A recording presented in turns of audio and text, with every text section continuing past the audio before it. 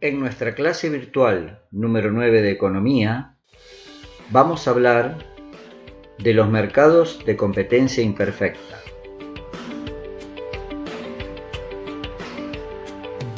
En el video anterior vimos las 5 condiciones que deben verificarse para que exista un mercado de competencia perfecta. Pero, ¿qué pasa cuando no se cumple una o varias de las 5 condiciones? Si eso sucede, el sistema cae por sí mismo y deja de funcionar la competencia perfecta.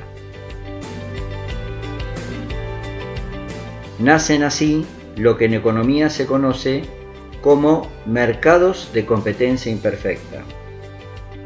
En el video de hoy veremos qué es un monopolio, qué es un oligopolio y cómo se registra la distorsión, a la que llamamos cartelización, produciéndose así las mismas consecuencias negativas de un monopolio. Veamos entonces qué es un monopolio. Las condiciones que deben verificarse para que exista un monopolio son: hay un único vendedor frente a muchísimos compradores. La oferta está representada por un único vendedor en posición absolutamente dominante frente a una demanda constituida por una multiplicidad de compradores. Un único vendedor versus muchos compradores representa un monopolio. La segunda condición es que ese único vendedor debe ofrecer bienes o servicios de demanda muy inelástica, es decir, es un mercado donde no existen bienes sustitutos. La posición del monopolio es tan dominante que no necesariamente debe invertir en publicidad para promocionar su producto. La tercera condición será que las barreras de entrada a ese mercado monopólico son extremadamente altas, dado que no se le permite competir a otra empresa.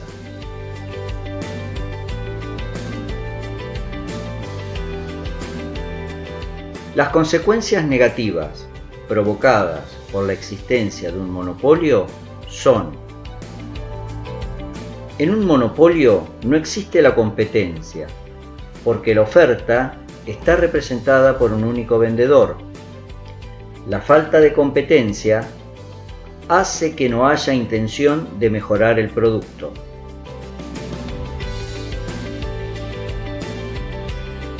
Y hay también aumentos de precios generalizados, porque el único vendedor ejerce una dominación absoluta buscando maximizar sus ganancias. La falta de innovaciones en el producto y el aumento desmedido del precio perjudica el nivel de vida de todos los ciudadanos. Entonces, ¿quién debe intervenir para limitar el poder de los monopolios? Es necesario que intervenga el Estado en su condición de agente económico.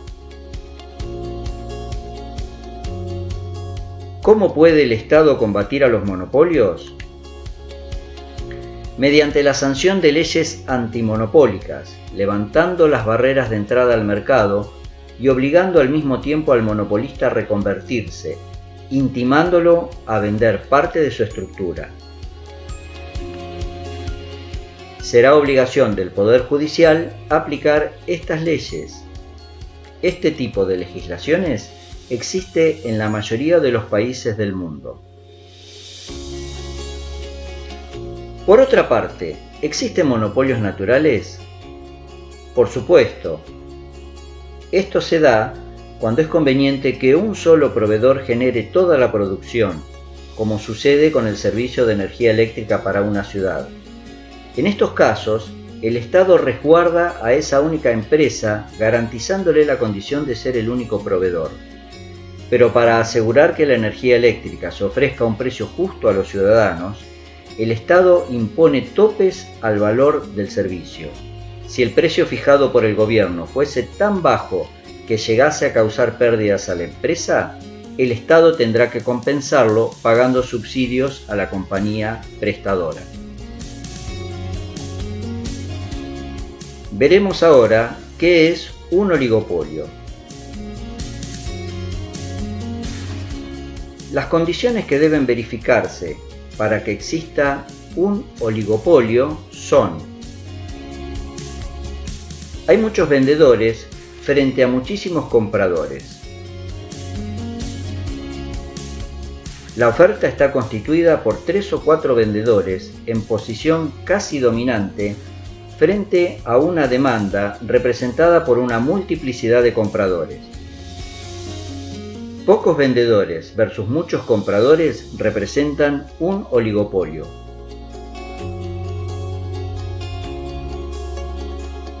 La segunda condición es que esos 3 o 4 vendedores ofrezcan bienes de demanda inelástica, pero aun cuando sean dominantes, los oligopolios igualmente deben intervenir en la publicidad de sus productos. La tercera condición será que las barreras de entrada a estos mercados son altas, porque por el tipo de bien o servicio que venden no puede competir cualquiera. Pero si bien las barreras son altas, es posible que puedan ser superadas por algún competidor. Veamos un ejemplo de ello. Un típico oligopolio es el del mercado de bebidas gaseosas sin alcohol. En ese mercado existen en el mundo 2 compañías dominantes que imponen como barrera una tremenda publicidad y un precio de venta muy alto para evitar que ingresen competidores. Si en algún país una marca local de menor nombre quiere entrar al mercado, para levantar esa barrera se verá obligada a vender a un precio muy inferior,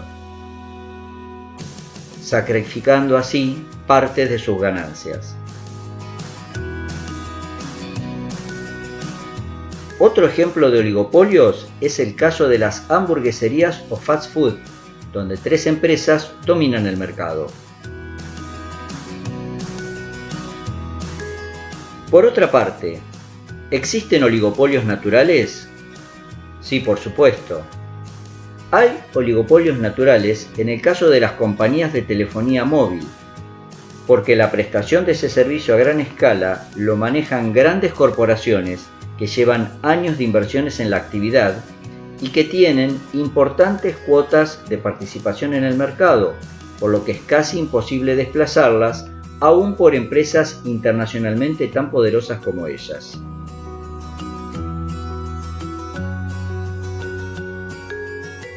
Si los oligopolios compiten entre ellos, resulta beneficioso para la ciudadanía, porque, además de innovar permanentemente sus productos, rivalizan bajando los precios de venta. Pero si los oligopolios hacen un convenio entre ellos, se producen consecuencias negativas. La principal consecuencia negativa del oligopolio en economía se llama cartelización. Antes de explicar los pasos necesarios para imponerla, daremos algunos ejemplos de cartelización.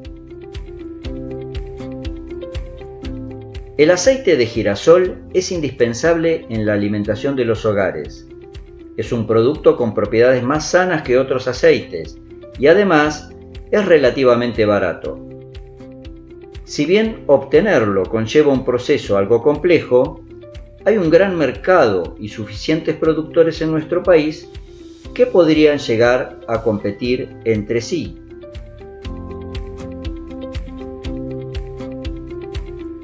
Sin embargo, hay 3 empresas que cartelizan el mercado del aceite de girasol, pactando entre ellos elevados precios. Estas 3 poderosas empresas han logrado en la actualidad concentrar la venta de más del 80% del mercado de aceite de girasol en la región del Amba, donde vive el 40% de la población del país. Pactan no competir entre ellas, fijan alto precio al producto y acuerdan con los supermercados más grandes para que estos no permitan la presencia en las góndolas de las marcas competidoras más pequeñas. Un segundo ejemplo de cartelización es el de esta empresa que comenzó fabricando unos sencillos caramelos hasta convertirse en el siglo XXI en uno de los principales productores de alimentos del país.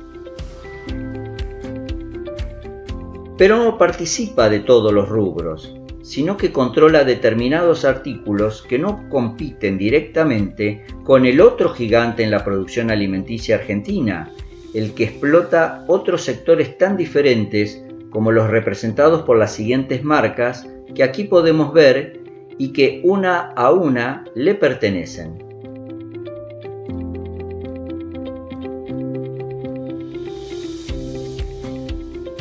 Por último, refiriéndonos en particular a la panificación, hay una empresa que se apoderó del 75% de ese mercado y que vende sus productos bajo diferentes nombres, más su propia marca.